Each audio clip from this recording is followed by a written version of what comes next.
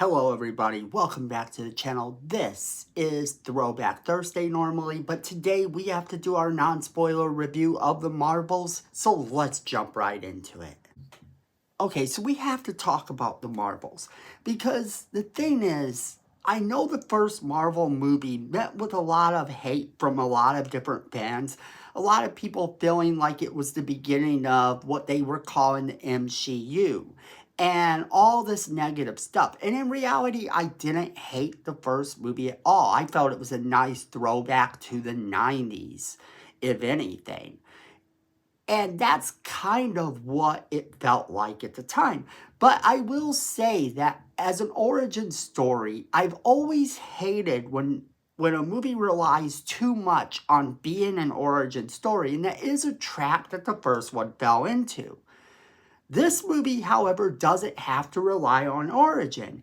It does its best with characters that you may not know if you didn't watch the Marvel TV series. Now, that's its only weak point, is that you have to watch the Marvel TV series to know these people. Monica Rambeau and then Kamala Khan. You have to know who they are from watching the shows. If you didn't watch the shows, maybe you know who they are from the comic books. In that case, you still kind of jump right in. If you're unfamiliar with these two characters, they're both incarnations, if you will, of a Captain Marvel-like power. Now, what happens in this movie is that there's a whole line of events that happens that is a direct result, really, of the first movie. Now, I can't get into that because of spoilers, but I will tell you that it is a direct result because of events that happened in the first movie. That being said, these three superpowered girls are kind of pushed together.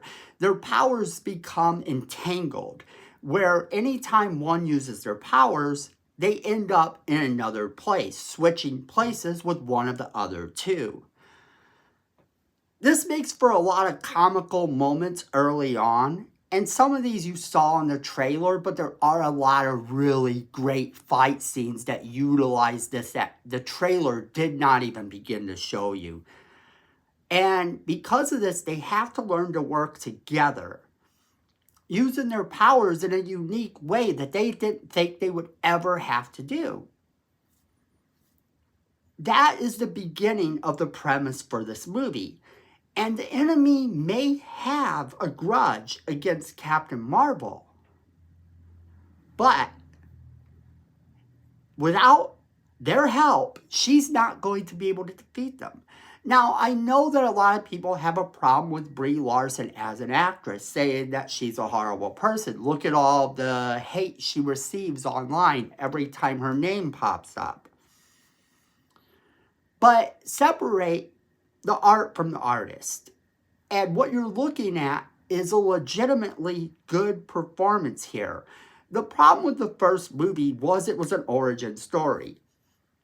And she didn't have a lot of emotion to show in it at all. This time, however, she does.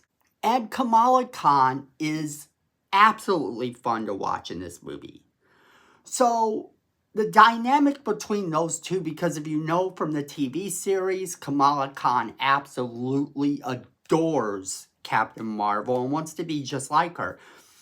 And then you have Monica Rambeau, who sort of has issues with her due to the events also that kind of took place in the first movie and after the first movie. We find out some more things about that within the WandaVision series, which I won't get into here only because if you haven't seen the WandaVision series, who knows, maybe you still want to check it out. But this movie does a good job at the dynamic between them and the fact that they all don't really want to work together. I mean, Kamala Khan wants to work with Captain Marvel. She doesn't really know who Monica Rambeau is, but she definitely wants to work with Captain Marvel. And she gets excited every time she hears her name, and it's infectious and it's fun. And the fight scenes in this movie are great. Brie Larson gets a lot more to do in this movie. And what actually struck me as awesome within this movie is that this is much closer to the comic book version of Captain Marvel. And I'm not talking the Civil War. The Civil War comics did a lot to ruin the character of Captain Marvel. Did a lot to legitimately destroy whatever hope we had of a decent Captain Marvel comic book for a very long time.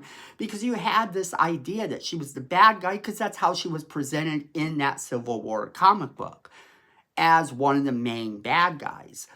And it wasn't that she was a bad guy, she was on the wrong side of things, and she came across as villainous and horrible and mean to everybody, and that didn't help. But with this, we're kind of taken back into the Captain Marvel comics that worked, where she is her own worst enemy, blames herself for a lot of things that go wrong all the time.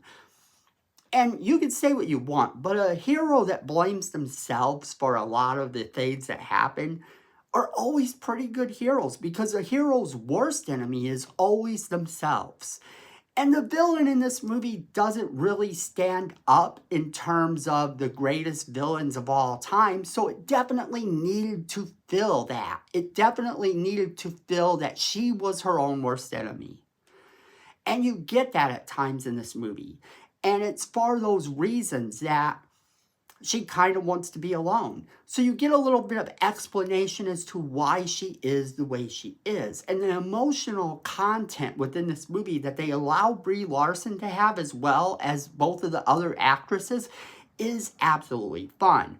Of course, Goose is back. The cat with the tentacles is back. So you can't not enjoy it.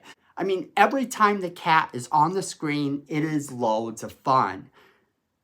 And there are a lot of surprises within this movie. The end credit scene actually sets up some really exciting things that I am super pumped to see play out within the Marvel Cinematic Universe.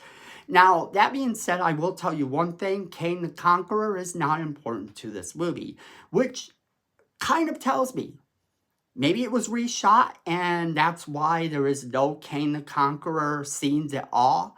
But, you know, then again, maybe they just didn't need him for this movie, because this movie will set up other things within the MCU. So, I was super happy that this movie turned out the way it did. And I rather enjoyed it. I thought it was fun. Is it the best superhero movie of all time? No, not really. But it is good fun. You will kind of enjoy it if you just let yourself go in, not really having any major expectations. You're going to enjoy this movie. That's what I think anyway. But I want to know what you guys think. As always, we want to know what you guys think. So make sure you leave us a comment in the comment box below, letting us know what you think. Then don't forget to share this video with all of your friends so they can be a part of the conversation as well. Then don't forget to hit that like button. It's free. It helps the channel and we appreciate it. Miko says we need more subscribers, and you don't want to disappoint Miko. So go ahead and hit that subscribe button. Hit that notification bell while you're down there so you don't miss a single video we do. And then, friends, at the end of the day, I know it, you know it, and Miko knows it. Fandom is family.